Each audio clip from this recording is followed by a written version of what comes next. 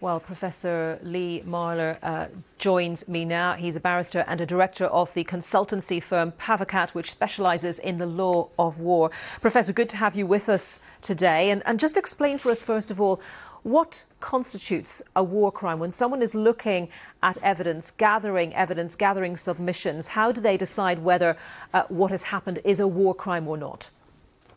Anita, good morning, and thank you for having me on your programme today.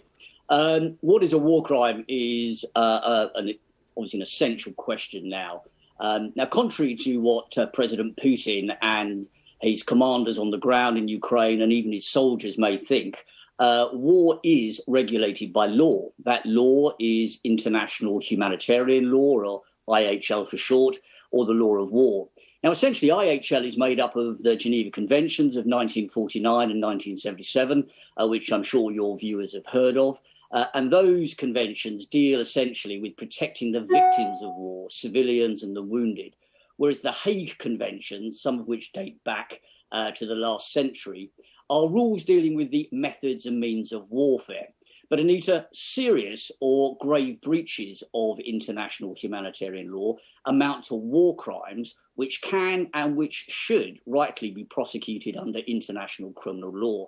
Those war crimes include, insofar as civilians are concerned, such things as murder, torture, rape, other inhumane treatment, pillage, wanton destruction, hostage taking, forced deportation, and far more. In fact, everything that we appear to be seeing in Bucha and elsewhere, such as Mariupol. So have the Russian armed forces committed war crimes? Anita, well, it certainly seems that way to me. But I think the bigger question, if I can be brutally honest, is why are these soldiers committing these types of atrocities? That's what we need to concentrate on at the moment. We have the monitoring mission, the UN monitoring mission, who have visited Bucha, who have reported on these latest killings, 50, some of them summary executions, they say. We obviously have testimony from people who have fled Ukraine. When we have a situation in Mariupol where even the aid agencies can't essentially get into that city, where we are relying on satellite imagery to try to determine what is going on, is the threshold there, is that enough for prosecutors to say, yes, we have evidence of war crimes? Well, it's always a challenge, and it always takes considerable time to prosecute war crimes. But an international criminal justice system does exist, under which those who are accused of war crimes and who are tried and who are duly convicted can be imprisoned.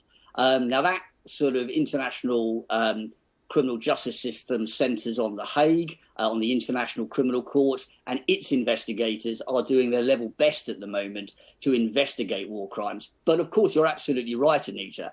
Any prosecution depends upon the strength of the evidence that the prosecution can rely upon, and all efforts now must be taken to ensure the proper capture, storage and documentation of evidence of war crimes. And I think what really needs to happen now is we need a much more integrated, coordinated and coherent, if I may say so, international legal response. And just finally, and very briefly, can people believe that some people will be brought to justice for this? Because as we've seen with the prosecution of war crimes, it can take a very, very long time.